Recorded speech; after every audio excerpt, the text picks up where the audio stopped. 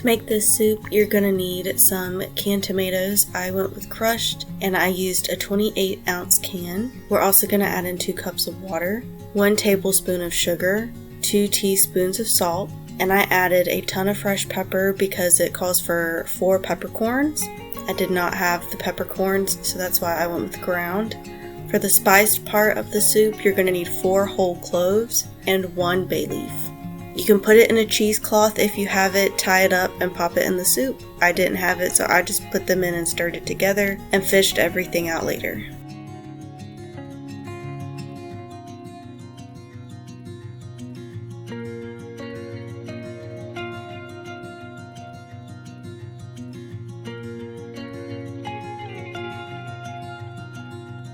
I'm very excited to share with you guys a look into one of my cookbooks. This is the General Foods Kitchen Cookbook. I found this at an antique store. It's the oldest cookbook in my collection. It's from 1959, and I think how they break down the cookbook is really interesting. They start each section with a different topic, and then the recipes that follow are recipes that go in conjunction with the topic. So there's tons of tips and tricks, and I've had a really good time just reading through the recipe book.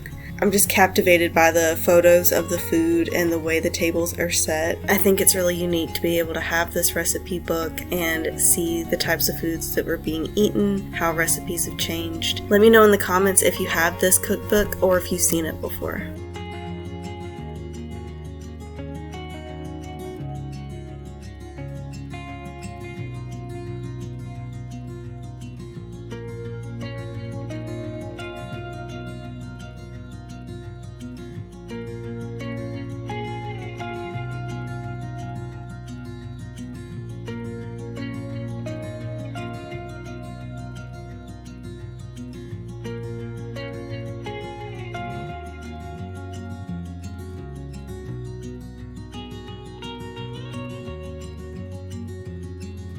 Okay, now back to the soup. We're going to take 2 tablespoons of butter and get that melting. And then we're going to add in 1/3 cup of chopped onion. And you're also going to add in 1 teaspoon of dried parsley. Or you could do 1 tablespoon of fresh. You're going to cook all that together for 5 minutes.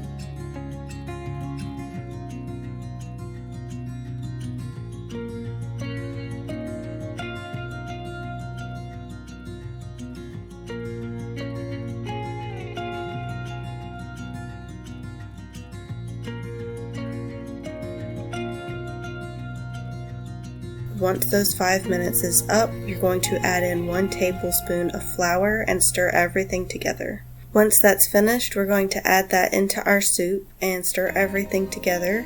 And then the last thing we're going to add is a 1/4 teaspoon of baking soda. Once everything is combined, you're going to simmer for 15 minutes.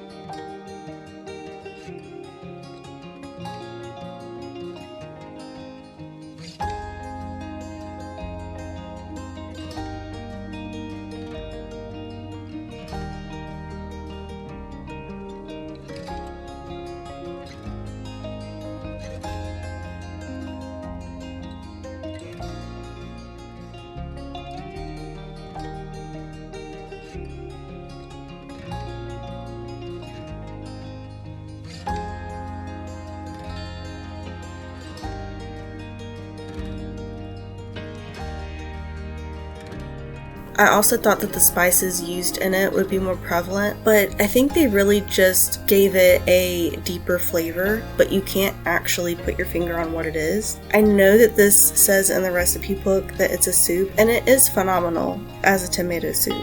I almost thought about just using it as like a plain marinara. Really delicious. I whipped up these cheesy biscuit bites from another recipe, and that's next week's video, so make sure you're subscribed so you don't miss that video. I promise it's a good one. These were fantastic. These cheesy biscuits with the tomato soup is an absolute winner. But I hope you enjoyed today's video. Please like the video if you did, subscribe so you don't miss my other videos I put out, and hit that notification bell if you want to be notified when I put out a new video. I'll see you back here next time on Vintage Cookery.